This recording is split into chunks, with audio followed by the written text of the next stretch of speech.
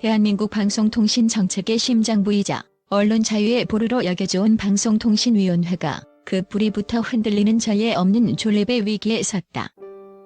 거대 야당인 더불어민주당이 당론으로 추진하는 방송통신위원회 설치 및 운영에 관한 법률 폐지 법률안이라는 거대한 파도 앞에 이진숙 방통위원장이 정면으로 맞서면서 대한민국 정치와 언론계에 거대한 파문이 일고 있다.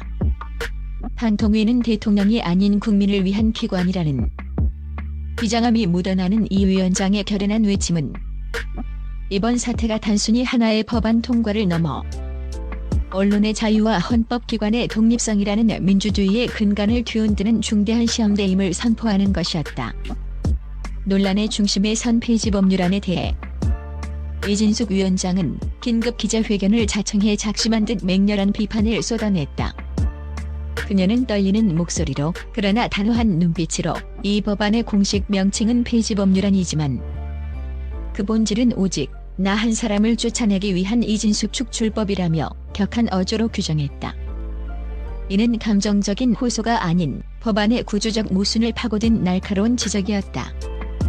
실제로 법안의 세부 조항을 면밀히 살펴보면 위원회 폐지 시 정치적 임명을 통해 임기가 보장된 직위만 그 자격을 상실하도록 명시되어 있는데 현재 5인의 방통위원 중 2조항에 해당하는 인물은 대통령이 임명한 이진숙 위원장 단 한 명뿐이다.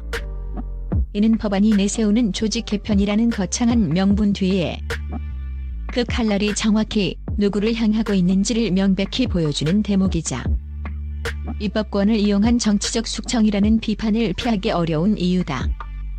이러한 특정인 배제를 목적으로 한 입법 시도는 과거 대한민국 헌정사에서도 여러 차례 위헌 논란을 빚었던 매우 민감한 사안이다. 모든 국민은 법 앞에 평등하다는 헌법의 대원칙과 법률은 특정 개인이 아닌 불특정 다수에게 보편적으로 적용되어야 한다는 법치주의의 기본 정신에 정면으로 위배될 수 있기 때문이다.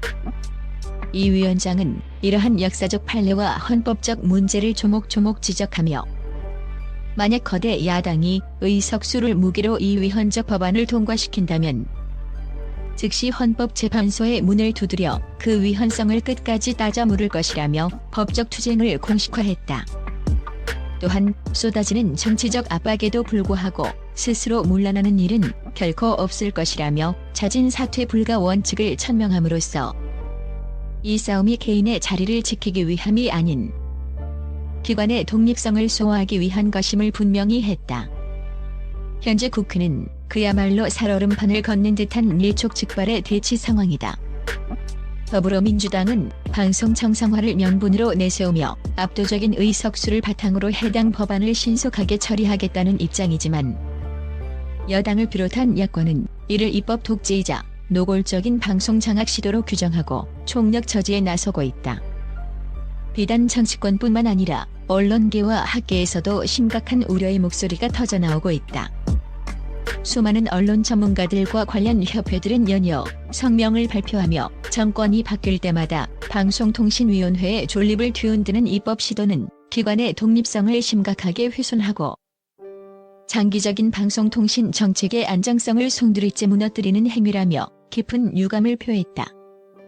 이는 정책의 일관성을 생명으로 하는 국가기구에 대한 심각한 도전이라는 공감대가 형성되고 있는 것이다. 만약 이 법안이 온갖 논란에도 불구하고 국회 본회의를 통과한다면 대한민국은 헌법재판소를 무대로 한 길고 소모적인 법리 다툼의 소용돌이에 휘말리게 될 것이다.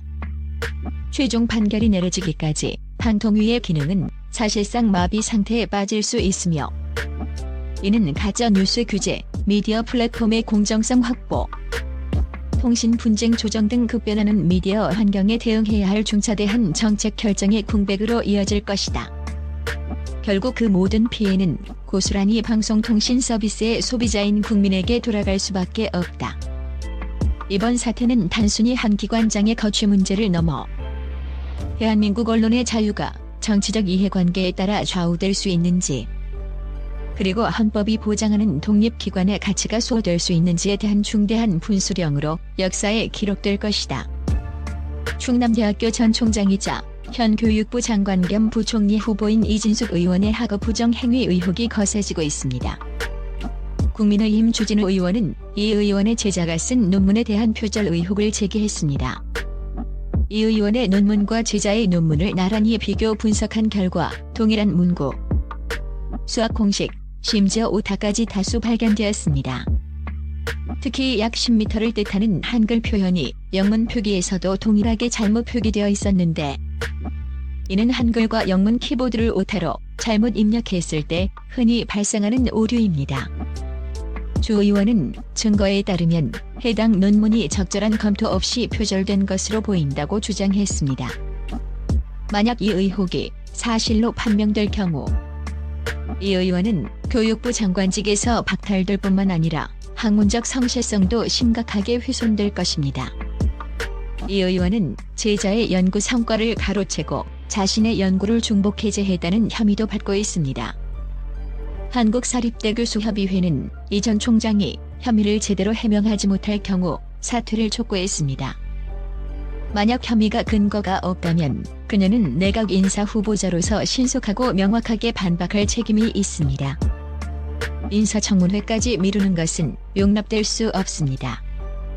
여당이 국회 다수당 지위를 확보하고 있다는 이유로 그녀가 청문회에서 살아남을 수 있을 것이라는 믿음은 대중의 반발을 불러일으킬 가능성이 높습니다. 이 전 총장의 윤리적 측면뿐 아니라 자격 문제까지 우려는 커지고 있습니다. 강훈식 대통령 비서실장은 6월 29일 이 전 총장의 지명을 발표하며 대통령의 대표적인 정책인 서울대 열고 더 늘리기 사업을 이끈 그녀의 리더십을 강조했습니다. 그러나 이 전 총장은 대학 수준을 넘어서는 공교육 분야에서의 실적이나 정책 참여가 거의 없는 것으로 보입니다. 비판론자들은 또한 그녀가 두 딸을 중등 교육 목적으로 미국으로 유학 보낸 결정을 지적합니다. 개인의 교육 선택은 개인적인 문제이지만 이 결정은 특히 미래 지도자로서 한국 공교육 시스템에 대한 그녀의 헌신의 의문을 제기합니다. 정은경 보건복지부 장관 후보자가 6월 30일 서울 중구 인사청문회 준비사무소에 도착하고 있다. 정은경 보건복지부 장관 후보자가 6월 30일 서울 중구 인사청문회 준비사무소에 도착하고 있다. 새 내각의 다른 후보자들도 조사를 받고 있다. 정은경 보건복지부 장관 후보자는 농지소유법 위반 혐의로 조사를 받고 있다. 인천에서 의사로 일하는 그녀의 남편은 강원도 평창군의 농지를 소유하고 있는데 당국은 다른 사람이 해당 농지를 경작하고 정부로부터 4차례에 걸쳐 직접 지원금을 받았다고 밝혔다. 강선우 여성가족부 장관 후보자는 국회의원 재직 당시 배우자의 스톡옵션 보유 사실을 공개하지 않아 비판을 받고 있다. 의혹이 증폭되고 있는 가운데 각 후보자는 지체 없이 설득력 있는 해명을 제시해야 한다. 그렇지 않다면 자발적으로 물러나야 합니다.